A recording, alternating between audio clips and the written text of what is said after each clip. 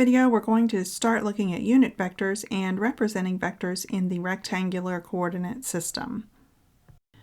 Unit vectors are vectors who have a magnitude of 1. There are two special unit vectors, I and j. I has components of 1, 0, and you can see here that on my x-axis, my coordinates for I start at the origin of 0 and I go out to 1. So if I start here and I go out to 1, so I come out here, I'm at 0, 1, or 1, 0, I'm sorry, I said that backwards. And then for j, which is also a unit vector, I am at 0, 1, which is what I said just a second ago. I didn't mean to. So I is my x component and j is my y component. And what these are for, these allow me to write vectors in linear combination form. So these unit vectors play a really big role in allowing me to put my vectors in my rectangular coordinate system. So my I unit vector is my direction along the positive x-axis. So it's important to remember, as I'm working with these unit vectors, I'm going to be using the letters I and j, and I is along the positive x-axis, and my j is along the positive y-axis.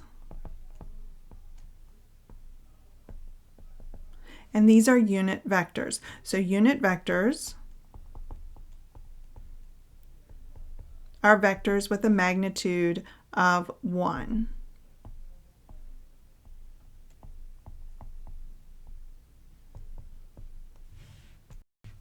Why does this matter? Vectors in the rectangular coordinate system can be represented in terms of I and j. So if we look here at this image and we consider vector v that has its initial point at the origin, right here at the origin, and it goes up through our terminal point P. We're coming up through here. So here is vector v. What we have is a vector that has scalar multiples of a and b that are multiplying our unit vectors I and j. So remember, we had unit vectors I, so I was coming out here on the x-axis and j was coming up here on the y-axis. So our vector is the vector addition of ai and bj. A makes our horizontal part of our vector,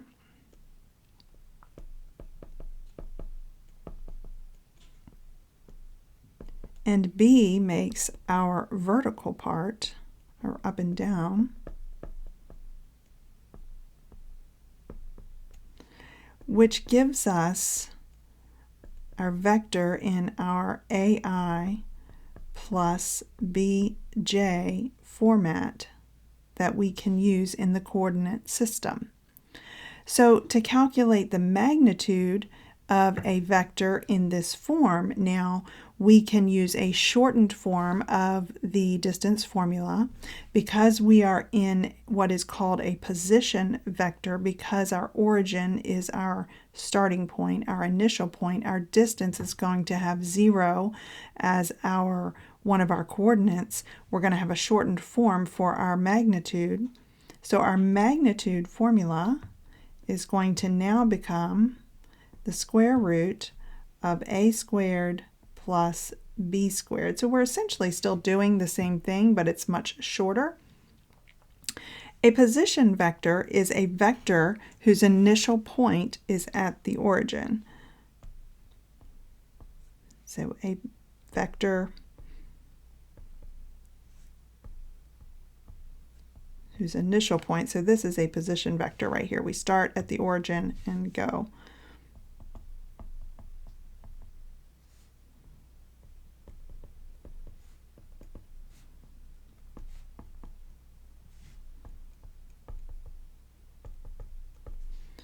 All right.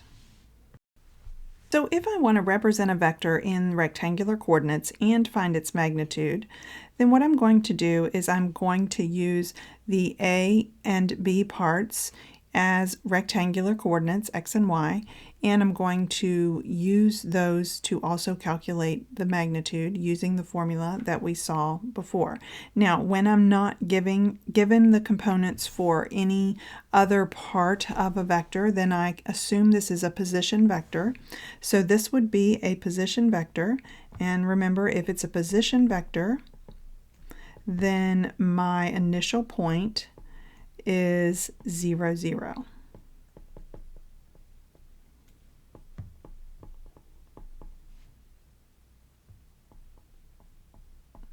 All right, so we start this point at 0, 0. So what we're going to do is I'm going to go ahead and we're just going to sketch this. So I am going to sketch a grid over here to use. And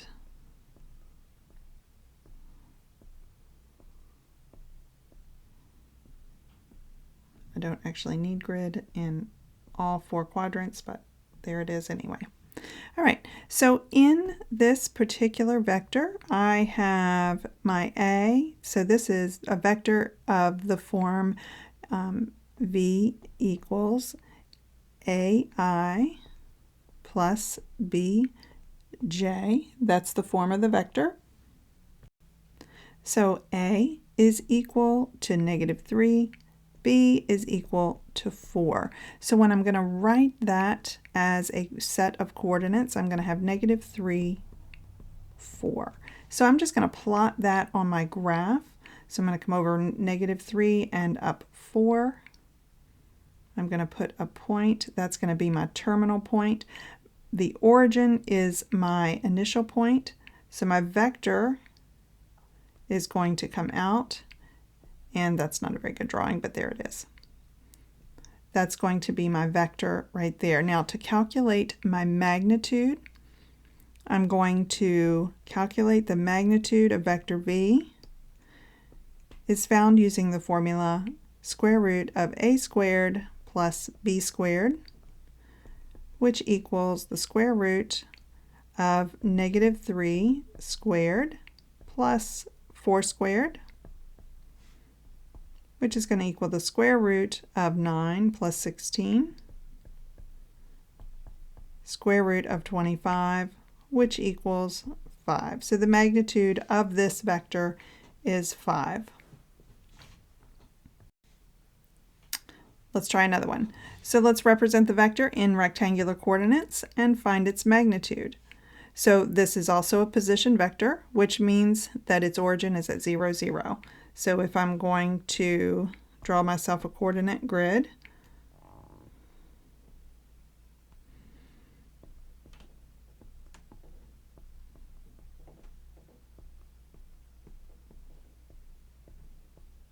all right, my A is 3, B is -3. So I want to go ahead and I want to put my initial point on my graph. My terminal point is going to be at 3, -3. So I'm coming down here.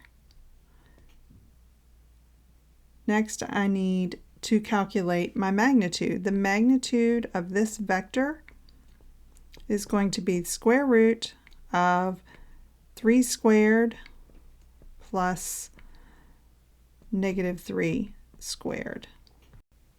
So we get square root of 9 plus 9 equals the square root of 18. That's not a perfect square, but I can pull a perfect square out of there and simplify that a bit. So I'm going to have the square root of 9 times the square root of 2, which gives me 3 square roots of 2 for my magnitude.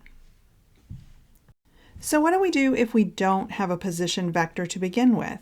What we can do is convert to a position vector and then work forward as normal. So when we need to represent a vector that has an initial point that is not at the origin, we take a look at our first vector, our first point, and our terminal point, our initial point that's given and our terminal point that's given. And then we convert using the formula that is given right here. We change our coordinates, so I have white and it's not showing up. And we would convert into unit vectors, I and j, using the scalar multiples. We would then have an a term. This would be our a term, and this would be our b term. The difference in the x's and the difference in the y's would give our new a and b term. So let's take a look at how that works.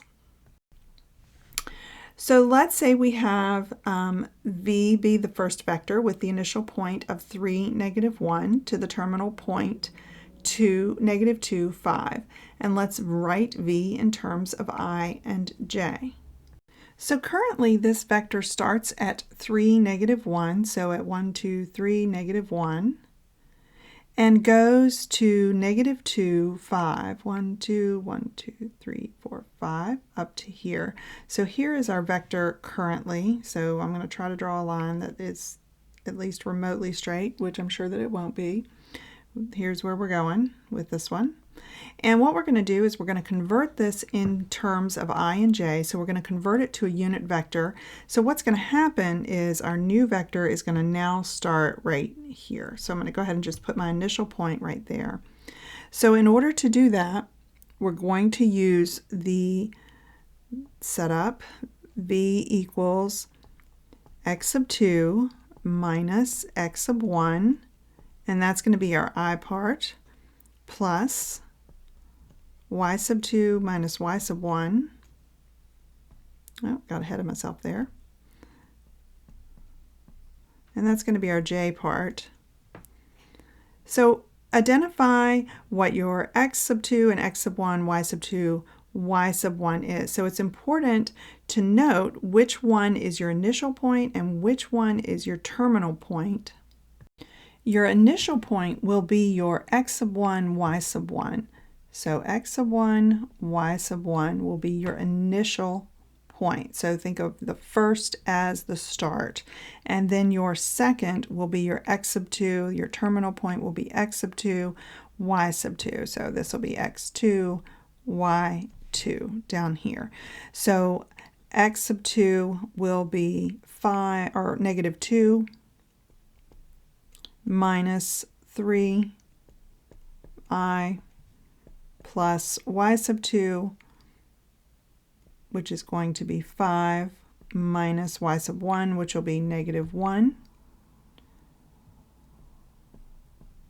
j.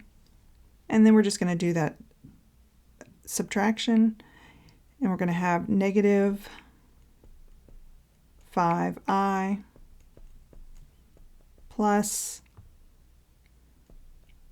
6j. I don't know why I put that in parentheses, but I did. So we have -5i plus 6j. So there is our position vector. So our coordinates here are -5, 6. So we can put our terminal point on now. So we're going to go out 1, 2, 3, 4, 5, and up 6. 1, 2, 3, 4, 5, 6. So here is our terminal point, and there is our position vector. Let's work another example just like the last one. So in this case we have a vector with an initial point at -1, 3 to the terminal point 2, 7, and you can see it drawn here on the graph. So we're going to convert it to a vector in terms of I and j, which means that we're going to have a position vector that has an initial point at the origin. So what we want to do is we want to set it up so that we find the difference in our x coordinates. So we want to take x sub 2 minus x sub 1, and that's going to be our I part. And we want to find the difference in our y coordinates, y sub 2 minus y sub 1, and that's our j part. So remember that your initial point is going to be your first coordinates, so that's x sub 1, y sub 1, and your terminal point will be your second coordinates, so x sub 2, y sub 2. So let me set this up here. Let me get a better color. I don't particularly like this Okay, so let's go ahead and set this up. We're going to say x sub 2, which is 2. So we're going to say 2 minus x sub 1, which is negative 1. Negative 1 here. There's our I part. Plus y sub 2, which is going to be 7. Minus y sub 1, which is 3. And there's our j part.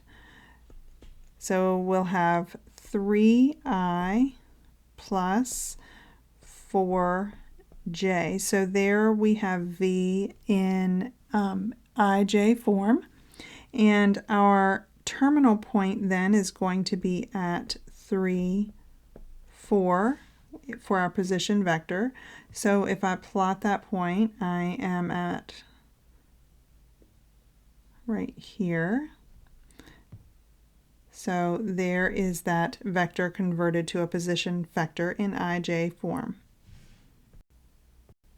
All right, so up next we'll talk about operations with vectors in terms of I and j.